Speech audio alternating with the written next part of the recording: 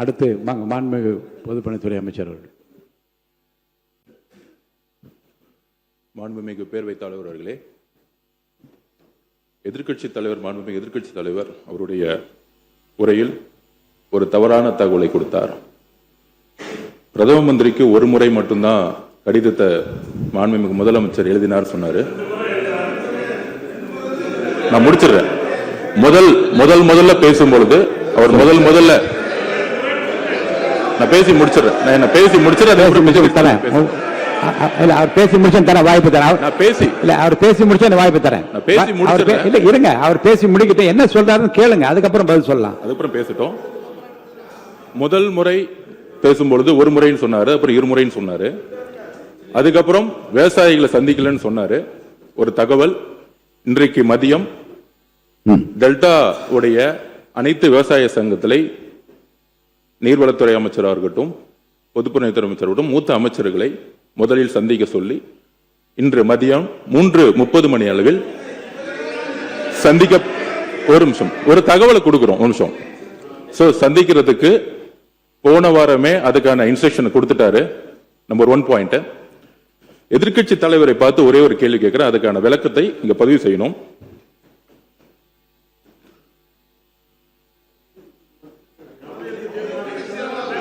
கர்நாடக அரசு மேகதாது அணை கட்டுவதற்கான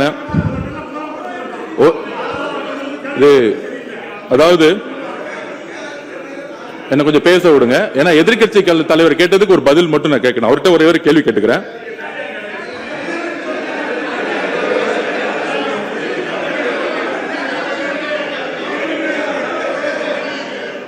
திரு மு.க. ஸ்டாலின் அவர்களின் தலைமையில் நடைபெற்ற திமுக ஆட்சியில் கர்நாடக அரசு மேகதாது அணை கட்டுவதற்கான திட்ட அறிக்கையை கர்நாடக அரசு தயார் செய்த நிலையில் அதை எதிர்த்து உச்ச நீதிமன்றத்தில் தமிழ்நாடு அரசு மனு தாக்கல் செய்தது.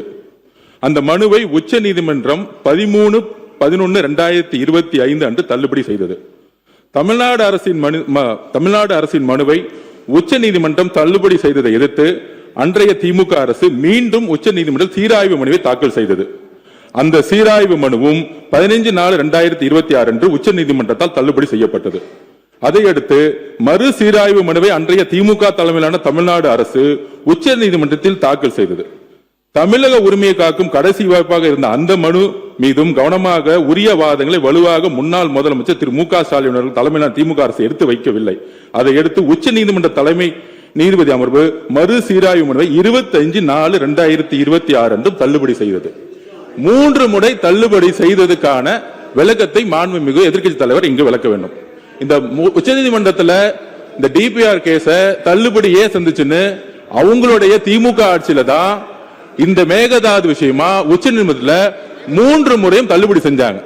அது எதனால தள்ளுபடி செஞ்சு எதிர்க்கட்சி தலைவர்கள் சொல்லட்டும். நாங்கள் புதிய அரசை எங்களுடைய மாண்புமிகு முதலமைச்சர் வந்திருக்கோம். 3 முறை உச்ச நீதிமன்றத்தில் திமுக தலைமை அரசு மேகதாது அப்பீல்ல ஏன் தோத்தாங்கிறது எதிர்க்கட்சி தலைவர் சொல்லட்டும். ஒருத்தர் அவங்க பேச போறாங்க. மாண்புமிகு உறுப்பினர் உட்காருங்க, அவங்க பேசட்டும். யாராவது ஒருத்தர் பேசுங்க.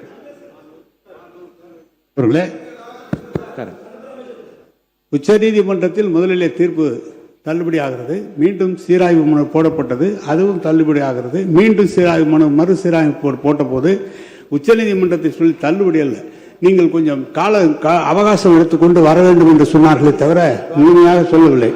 ஒன்று. இரண்டாவது, மாண்பு அமைச்சர் பெருமக்கள் முதலமைச்சரை புகழ்ந்து பேசுவது என்பது இயல்பு, அவர் பேசட்டும், அதெல்லாம் உண்டு, எந்த விதமான மாறுபாடான கருத்து அல்ல.